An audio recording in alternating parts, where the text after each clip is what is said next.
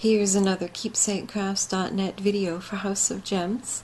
In today's bracelet, I'll show you how you can combine odd assorted bits of chain and leftover beads to make a lovely bracelet.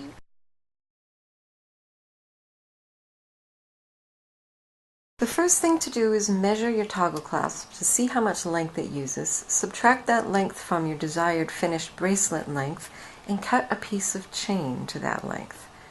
Then you're going to cut a 1 1/4 inch piece of your 20 gauge wire and make a mark with a Sharpie on your round nose pliers at the 2 millimeter point. And then place the wire against that point and make a simple loop. Once you finish the loop, go ahead and kink it back to center it over the wire, and then slide on your bead. And repeat on the other side to make another simple loop. This makes your bead links. Repeat for all of your 8 to 10 millimeter beads. For the 6 millimeter beads, slide them onto a head pin, trim the wire 3/8 of an inch above the bead, and then also make a simple loop with your round nose pliers and center it over the bead. There's that one. Repeat for all your smaller beads. And for your charms, you can use jump rings or slide them onto head pins and then repeat the trimming and making of loops to make them into dangles. So these are all our components, and now it's time to arrange everything. One strand will have 6 of the larger beads and no dangles, and then another strand will have 4 beads and all of your dangles. So now it's time to cut your chain into small pieces.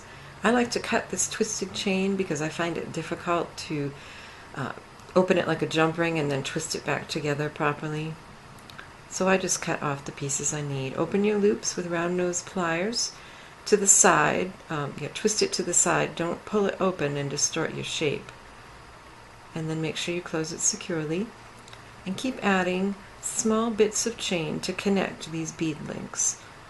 Your ultimate goal is to have all 6 beads on one length of chain that is perhaps just slightly larger than the chain that you first cut. So go ahead and repeat to connect all of these bead links together, and also use a different chain to connect your lower beads. Now it's time to take all of your bead dangles, your charms and your bead dangles, and just arrange them in an order that you like.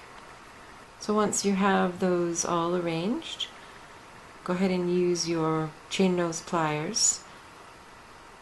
And I really like my bent nose chain nose pliers for this to help get into the small spaces.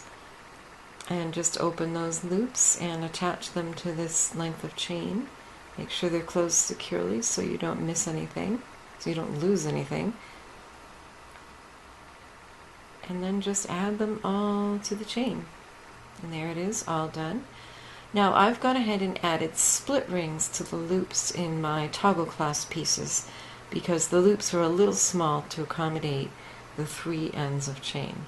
And then all you'll do is add all the ends of one piece on one end and all the other ends to the other piece. A split ring is kind of like a keychain.